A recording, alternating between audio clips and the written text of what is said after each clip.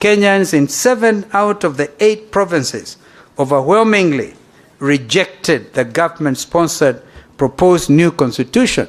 We then used to refer to it as the Kilifi draft. And we used to blame Attorney General Emeritus Amos Wako for that product.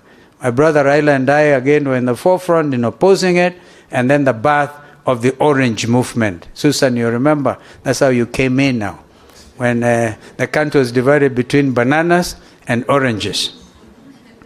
Over 1,200 Kenyans lost their lives in less than a month following the announcement of the results of 2007 presidential election, where my brother and Kibaki were tough contenders. I was among them. I used to say nitapita katikati yao. Remember? I looked at these two giants, and I looked at myself and said, this David fellow, yeah, Kibaki huyu, Raila huyu, nitapita hapo katikati. And actually, to some extent, I did, because because that is how I was able to hold the two of them again. I became the nexus. I became the gum when the country was falling apart.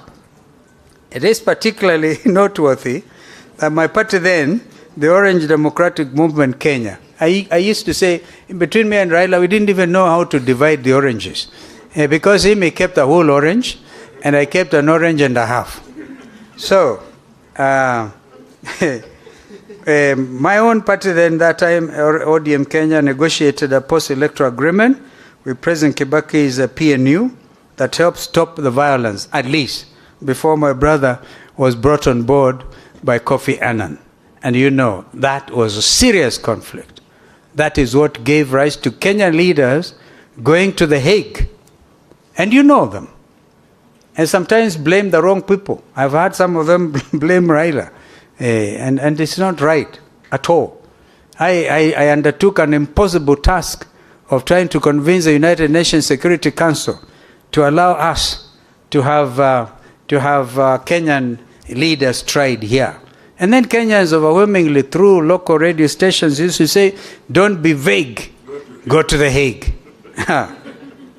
So, under the auspices of Kenya National Dialogue and Reconciliation Committee, Dr. Kofi Annan, the late brother and a real Pan-Africanist, the chairman of the panel of eminent African personalities, was tasked by the international community and, of course, the African leadership to help to resolve that political crisis.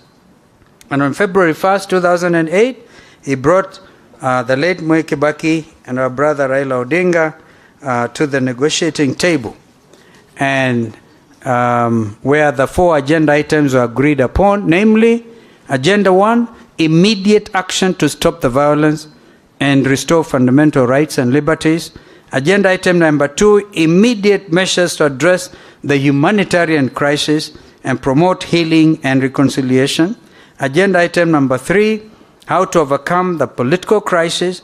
And agenda item number 4, addressing the long-term issues, including undertaking constitutional, legal, and institutional reforms, land reform, tackling poverty and inequality, as well as combating regional development imbalances, tackling unemployment, particularly among the youth,